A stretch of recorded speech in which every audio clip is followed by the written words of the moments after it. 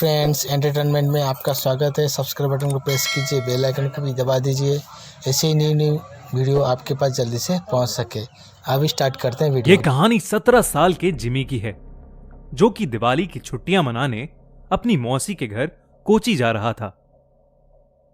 Jimmy ने India की सबसे बड़ी कैशबैक वेबसाइट कैश करो से ऑनलाइन शॉपिंग की और अपनी मौसी और उनके बच्चों के लिए खूब सारे दिवाली गिफ्ट्स खरीद लिए। दिवाली गिफ्ट्स के साथ साथ जिमी को मिला ढेर सारा कैशबैक, जिसे उसने अपने बैंक अकाउंट में ट्रांसफर करके अपने लिए भी एक दिवाली गिफ्ट ले लिया।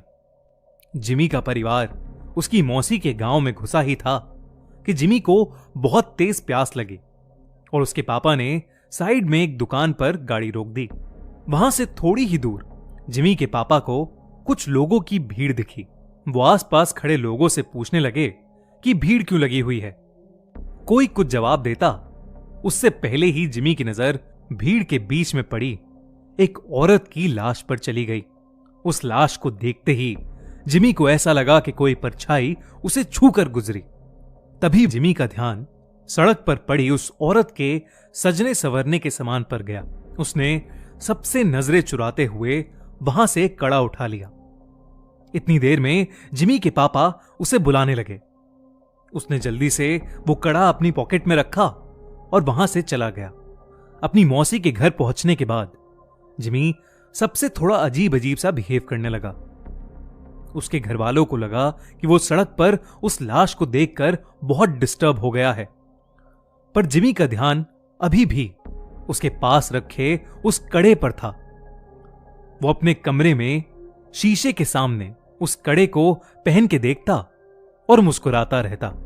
एक दिन जब जिमी अपने कमरे में उस कड़े को पहने खड़ा था, तो उसका मन किया कि वो पूरी तरह लड़की बन जाए। वो अपनी कजन रिचा के पास गया और उससे उसके सजने संवरने का सामान मांगने लगा। फिर जिमी अपनी मौसी के कमरे में गया और वहां से उनकी साड़ी और लिपस्टिक उठा के ले आया। वो तैयार हो ही रहा था कि जिमी के पापा उसके कमरे में आ गए। जिमी को देखते ही उसके पापा उसे खूब डांटने लगे। जिमी ने रोते हुए कहा कि वो लड़की बनना चाहता है। ये सुनकर उसके पापा बेहद गुस्से में आ गए और उसे बुरी तरह पीटने लगे और उसका कमरा बाहर से बंद करके चले गए। जिमी अपने कमरे में बैठकर जोर जोर से रोने लगा कि अचानक उसे दीवार पर एक लड़की की परछाई नजर आई। धीरे धीरे वो परछाई उसकी तरफ आने लगी। जिमी वो परछाई देखकर थोड़ा घबरा गया और कमरे का दरवाजा जोर जोर से पीटने लगा, पर किसी ने दरवाजा नहीं खोला। उसने मुड़कर देखा तो वहां कोई नहीं था। फिर उसके बेड के नीचे से एक अजीब सी आवाज आने लगी, मानो कोई जिमी को पुकार रहा हो। जिमी ने जैसे ही बेड के नीचे देखा, वहां उसी औरत की लाश पड़ी थी जो उस दिन जिमी को सड़क पर दिखी थी। वो दिखने में बहुत डरावनी लग रही थी। वो औरत उसकी तरफ रेंगते हुए आई और जिमी में समा गई। जिमी वहीं बेहोश हो गया। अगले दिन से जिमी अजीब तरह से बिहेव करने लगा। वो अपनी मौसी की साड़ी पहने रहता, लड़कियों की तरह सजता और संवरता और सबको बोलता कि अब से उसका नाम लक्ष्मी है। कभी एक पल वो जोर जोर से चिल्लाता और सारा घर सर पर उठा लेता, तो कभी वो एक कोने में दुबक कर बैठ जाता और डरा सा सहमा हुआ रोता रहता। एक दिन रोते रोते उसने अपनी मां से कहा कि वो लक्ष्मी है और उसे हर जगह शैतान नजर आते हैं जो उसे आकर मार देंगे।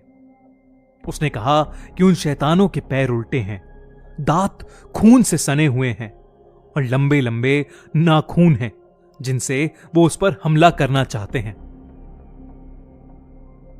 जिमी की हालत दिन ब दिन खराब होती जा रही थी, लेकिन वो रोज लक्ष्मी बनकर सजता संवरता और अपना कमरा बंद करके नाचता रहता।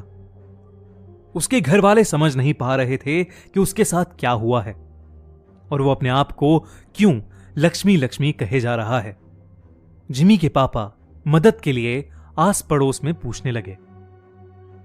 पता करने पर उन्हें मालूम पड़ा कि वो लाश जो उन्होंने उस दिन सड़क पर देखी थी वो और किसी की नहीं बल्कि जोसेफ यानी लक्ष्मी की थी।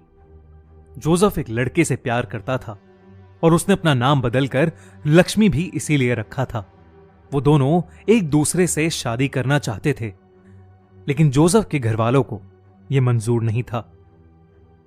उनके लिए ऐसा करना एक बहुत बड़ा सिन यानी पाप था और गांव में हो रही बदनामी की वजह से उन्होंने जोसेफ यानी लक्ष्मी को सबके सामने मौत के घाट उतार दिया।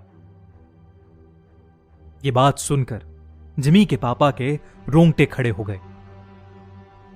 उन्हें जिमी के साथ अपने बर्ताव के लिए बहुत पछतावा हुआ। उन्हें समझ आ गया था कि उनके बेटे जिमी के शरीर में जरूर लक्ष्मी की आत्मा घुस गई है। वो जल्दी से पूरी बात बताने के लिए घर के लिए निकले, लेकिन तब तक बहुत देर हो चुकी थी। जिमी उस दिन भी अपना कमरा बंद करके नाच रहा था कि अचानक उसे लगा कि उसके दरवाजे पर शैतान उसे मारने आ गए हैं। वही शैतान जिनके पैर उल्टे थे, दांत खून से सने हुए और लंबे लंबे नाखून, जिससे वो जिमी पर हमला कर रहे थे। जिमी घबराहट के मारे जोर जोर से चिल्लाने लगा। उसके बाकी घर वाले जब तक वो दरवाजा तोड़ के अंदर घुसे, जिमी का शरीर पूरी तरह से अकड़ चुका था। वो तुरंत उसे हॉस्पिटल लेकर भागे। डॉक्टर ने बहुत कोशिश की और वो किसी तरह जिंदा बच गया। जब जिमी के पापा ने सबको जोसेफ की कहानी बताई, तब सभी परिवार वालों को जोसेफ के लिए बहुत दुख हुआ। उन्होंने जोसेफ के लिए प्रे किया और जब उन्हें जिमी के पास वो कड़ा मिला तो उन्होंने वो भी जोसेफ की कब्र के साथ गड़वा दिया। कुछ दिनों बाद जिमी बिल्कुल ठीक हो गया।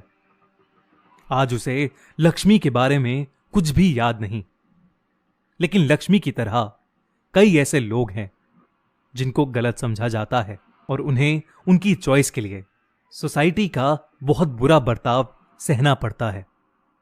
इनफैक्ट कई लड़कों को लड़कों से प्यार करने के लिए और कई लड़कियों को लड़कियों से प्यार करने के लिए हमारी सोसाइटी के पावरफुल लोग मार डालते हैं।